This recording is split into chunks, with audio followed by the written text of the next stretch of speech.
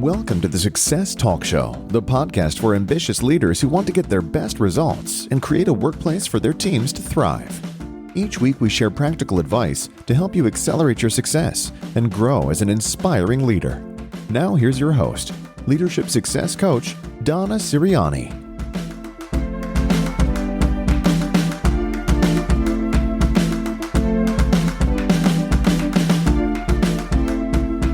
Welcome to another episode of the Success Talk Show. This is Donna Siriani, Leadership Success Coach, and today I want to focus on emotional intelligence, what every leader must know.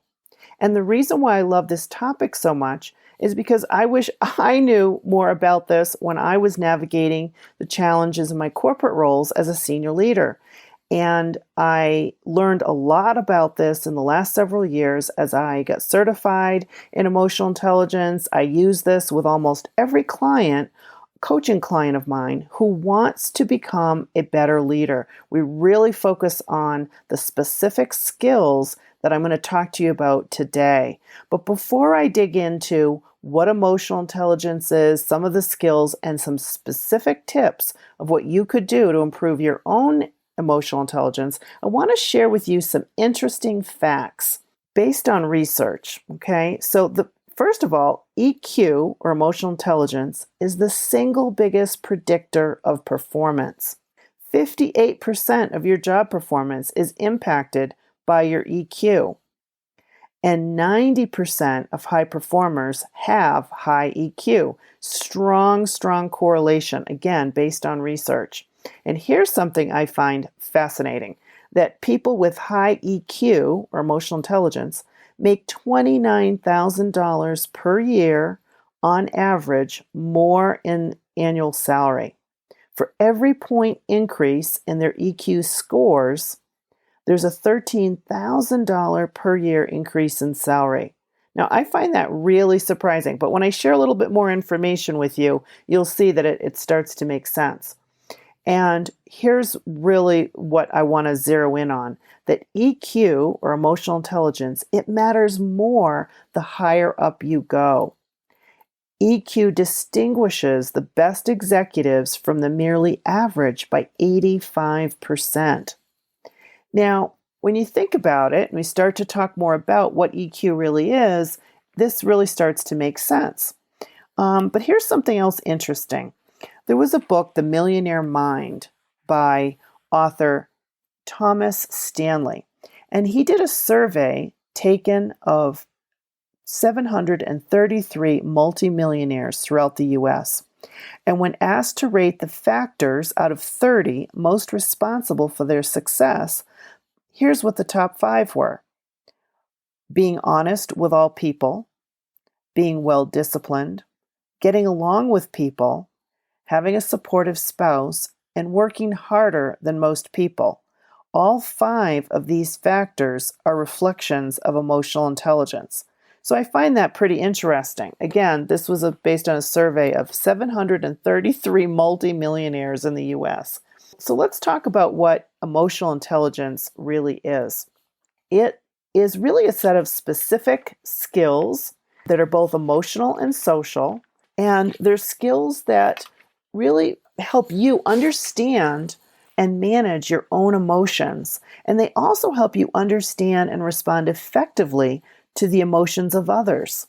It's a set of skills that, really help you to perceive and express yourself, develop and maintain relationships, cope with challenges, and actually use emotional information in an effective and meaningful way. Now, you might be wondering, how do you differentiate that from IQ?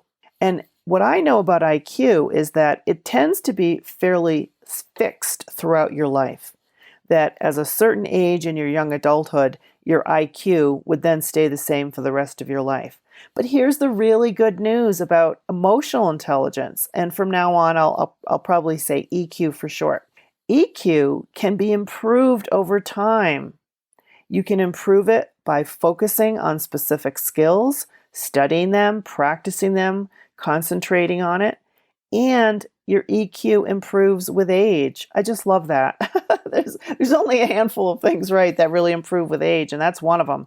And you actually can get a score. So it's a number where you could move the needle on a set of skills. So over time, you could do an assessment to see how you're progressing, how you're expanding your emotional intelligence. So that's why I love this topic. There's a lot of assessments, Myers-Briggs and many others, where when you take the assessment, it basically performs a snapshot and gives you information about your natural style, your natural preferences, your strengths, and those pretty much will stay constant throughout your life. Once you turn 16, you start to becoming more of a mature adult.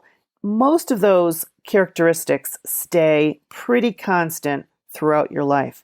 But EQ is something you can actually concentrate on, improve, and be very deliberate about. And that's why I love it, because once you do an assessment and you see where you're strong, maybe where you have opportunities to grow, it does give you data that you can work with, okay? So what I want to do next is I want to share with you what the specific skills are and really dig deeper just on one of them. Now, you might be wondering, what are these emotional intelligence skills and how do they show up in the workplace? And over the next few podcast episodes, I will share more information with you. But for today, I'm just going to give you an overview and talk about one of the 15 skills. But the 5 categories are self-perception, which would be self-regard, self-actualization, emotional self-awareness. The next category is self-expression, emotional expression, assertiveness, independence. The next category is interpersonal, how you manage interpersonal relationships, how you display empathy and social responsibility. The next category is decision making, which includes problem solving, reality testing, and impulse control. And the last category is stress management, which includes flexibility, stress tolerance, and optimism. So those are the 15 specific skills. And if you were to do an assessment, you could see what your scores are on every one of those 15 skills. And then you'd also have a total score overall, which would show you not only what your overall score is, but for every one of these that I've just mentioned, the report that I use with my clients shows how they compare to the best executives, the best leaders. So they can see where they're spot on and where they may need to grow and pay a little bit more attention. And I'll talk more about that later. Now, I've listed very quickly the 15 skills, but if you would like to print a one-page document that lists the 15, you can go to my website, successcompassstrategies.com/emotional-intelligence. And on that page, there will be some information, and you can certainly download the one page, so you don't have to write them out right now. But you can go to that page and download a one-page PDF, and that will give you the list of the other skills that I mentioned. And on future podcast episodes, we're going to go through all of them, okay? Now, for today, I want to point out something else around when you think about leadership and you think about how emotional intelligence really plays into how effective you are with others. One exercise I think is really fascinating is to think about 2 bosses that you have had, 2 leaders you've worked for in your career. Think about the best boss you ever had, and maybe jot down 5 or 6 characteristics about why that boss, what did you love about working for that boss? And then for the boss that was your least favorite, what were 5 or 6 things that you either most appreciated or found difficulty with that individual? And when you compare and contrast the 2, think about what was it about those 2 individuals that made one a leader you loved working for and the other one that was, again, you didn't really like working for at all. Now, I'll give you an example from my own career. One boss, and I'm going to start with the one that I least liked working for. Many years ago, I was managing internal technology support for a large computer manufacturer. And at the time, we had a pretty large organization, a few hundred people, and we were managing data centers across a wide geography. And my boss at the time, he had been a much more senior executive, but he had been put into a lower level position. He was still, senior manager, but he had taken a step back in his career. And what I saw for his behavior of why he was my least favorite is that he was so volatile. He would bully people, harass people. I mean, heaven forbid, we'd be in a meeting with a client that he didn't like, and he would humiliate the person. And it was embarrassing and it was stressful. We'd all be perspiring in the meeting because he would break out into these rants and pounding his fist on the table and being really unprofessional. His blood vessels looked like they were going to burst. And even our internal meetings, if he had his sights on somebody and he got a hold of an issue and he wouldn't let go, and it was so uncomfortable, and you just never wanted to be the person that he set his sights on because it was so uncomfortable. And, we'd come out of those long marathon meetings just drained of energy. And of course, we'd talk about what happened in the meeting. Now, for me personally, I probably did a lot of projects that he should have worked on, but it became clear over time he was insecure. He had taken a step back in his career, and you could see this really bothered him. And, in terms of his self-confidence, I don't know, I'm not a psychologist, but I always thought he had a chip on his shoulder and he took it out on everybody else. Anyway, he was my least favorite. Now, my most favorite was somebody who was always even-keeled, calm, positive, thoughtful. He asked great questions. He really listened. You could tell this was the guy. He was great with clients, and he was actually head of sales, and I was managing a customer service role, and I reported into him. And he was just so wonderful to work for because he asked great questions. He really listened. He really wanted to understand what was at the heart of a matter. If he needed to make a decision, he wanted to be really thoughtful about it. He was very respectful. And again, he had a lot of responsibility, and he always was very calm, very positive. Now, the boss I liked least, once I stopped reporting to him, I don't think I ever saw him again. The boss who I really liked, he stayed in touch. He always supported me in my career, really seemed to care about how I was progressing. So anyway, just comparing and contrasting. Now, based on what I said about IQ versus EQ, it's clear to me that the person I loved working for was probably very high EQ. He was self-confident. He seemed to manage his emotions. Even when it was a very stressful situation, he was always the epitome of that calm, cool, collected, thoughtful leader. In terms of how he expressed himself, being assertive, he always had a very positive demeanor, even if we were talking about a difficult situation.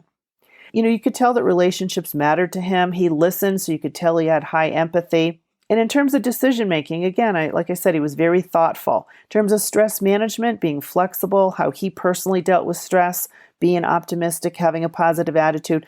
When I compare and contrast these two leaders in this context, I can really clearly see one with very high EQ and one with very low, and I can see how it really made a difference in their own success.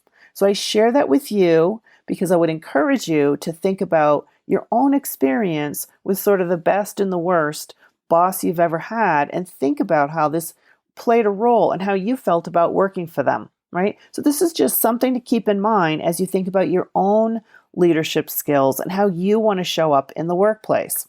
Now, as I mentioned, the boss who was, volatile, one of the things you can think about, even after today, even after you listen to this podcast, how you as a leader show up in the office. If you're positive, calm, thoughtful, listening, all these characteristics that we're talking about today, your team takes their cue from you. So whatever mood you're in, whatever emotions you're showing, whether it's the volatile, under stress, you're wearing it on your sleeve, that cascades through the organization. It cascades from the top through to the rest of your team. They take their cue from you on a daily basis. So just keep that in mind.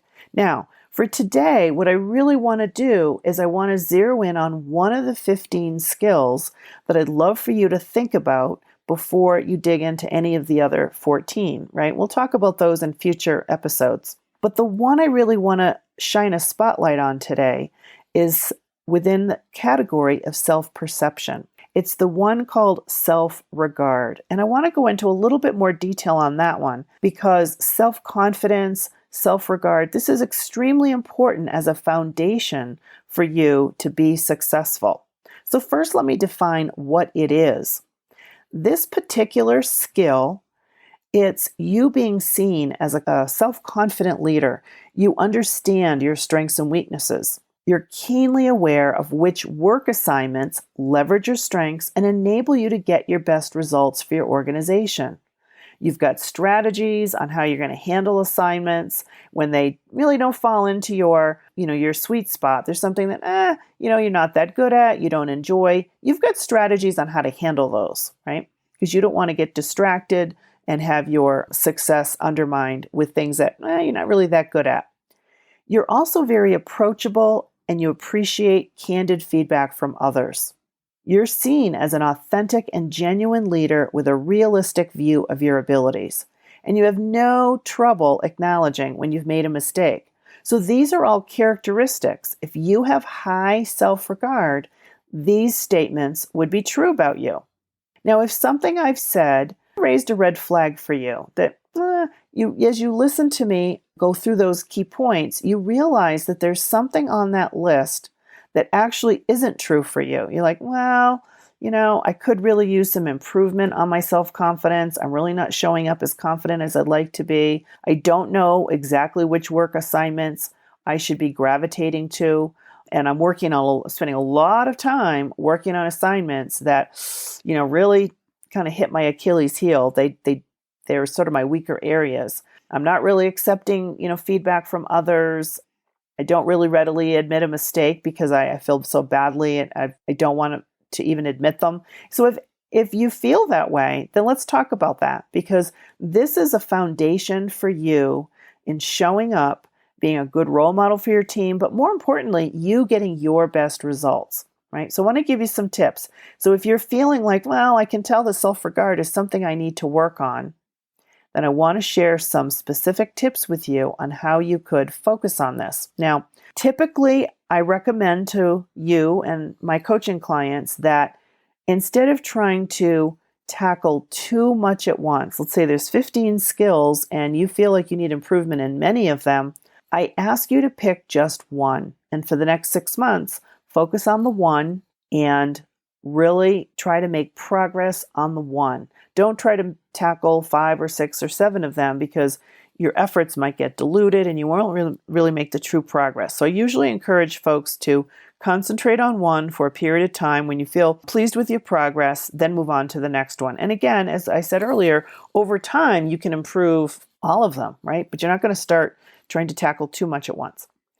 What I would also recommend is when you do an assessment, you would then be able to look at your scores across the board and pick the one where not only is your score the lowest, but it really resonates with you. You can see that you're drawn to it. Now, I've had clients that have picked self-regard because many of my clients do want to improve their self-confidence, their self-awareness, self-perception. They really can see that that's an important starting point. But I also have quite a few who may focus on assertiveness or relationships or empathy. Because if you are not seen as someone who, has these skills, it can hold you back.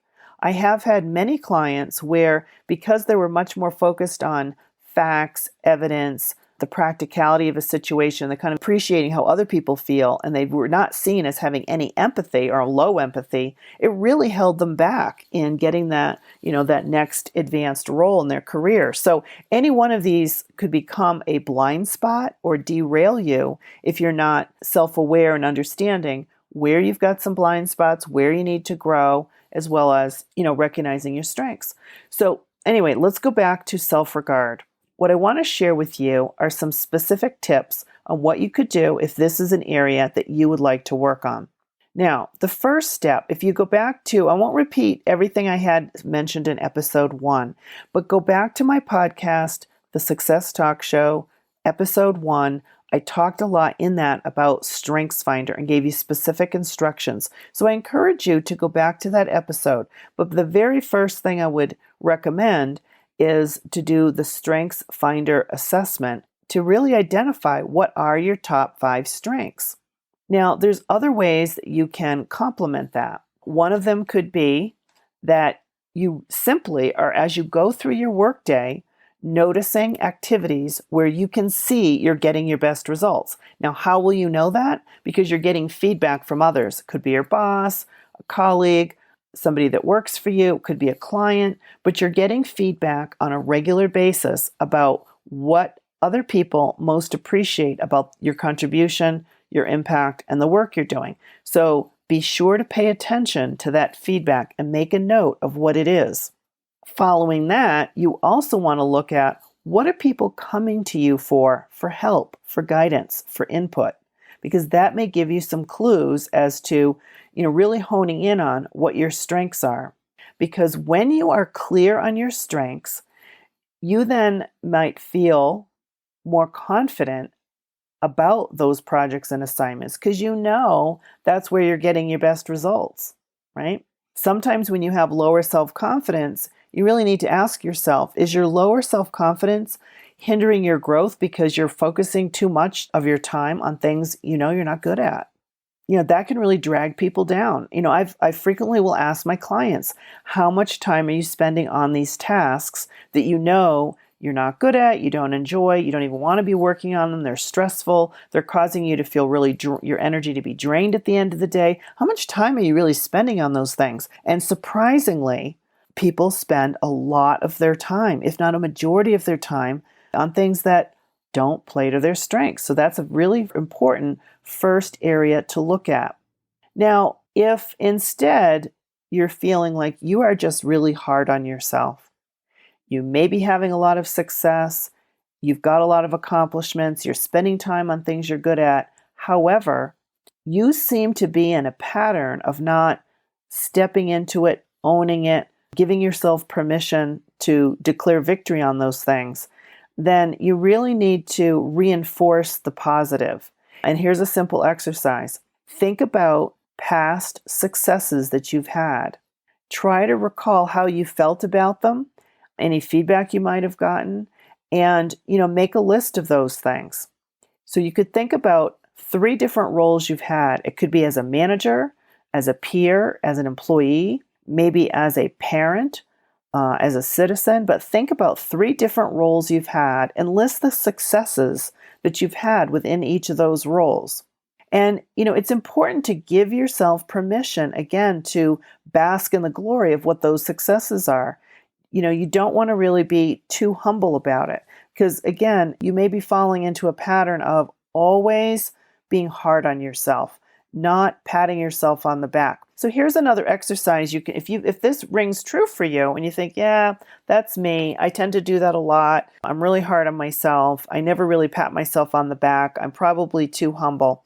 Then here's an exercise you can do. And this is based on positive psychology, but it goes right back to this particular skill of self-regard. At the end of every day or week, but I encourage you to do this daily, write down 3 specific things that have gone well. And beside each item, make a note. What exactly did you do to contribute to that success? Because often there is a direct correlation that these 3 things that went well today, if you really think about it, they might have gone well because of a step you took, some information you offered. You're the one who brought these things to light. You made a significant contribution. And when you do that, you start to see a steady pattern of how your actions are prompting these positive successes to occur in your work life or in your life in general. So that is a positive psychology technique for reinforcing how your actions are leading to success. Okay? So let me just recap the actions that you could take to strengthen your self-regard, which is the very first emotional intelligence skill. The first action is to take the Strengths Finder exercise. You can find out more details about that in the first podcast. The second is to look at the feedback that you get on specific assignments. Notice when people are telling you you're doing a great job, what exactly was it that led to that feedback? Next, look at what are people coming to you for help for, okay? Next, look at your past successes. List them on maybe 3 different roles so that you can really step back and see what you've done, how you've contributed, and really boost your, self-image around the actions that are leading to success. And the last one I just mentioned was, at the end of every day, note 3 things that have gone well and what you did to contribute to them. Now, why this is all so important, so I think of this as your foundation for your emotional intelligence. Now, all 15 skills are equally important, and maybe you've got this covered, and maybe this isn't the one you need to focus on. But I just want to share with you that the reason why I'm focusing on this one today is if you have a really clear view of what you're good at, then you're going to serve as a positive role model for your team and your colleagues, because your self-confidence is going to help you drive your success,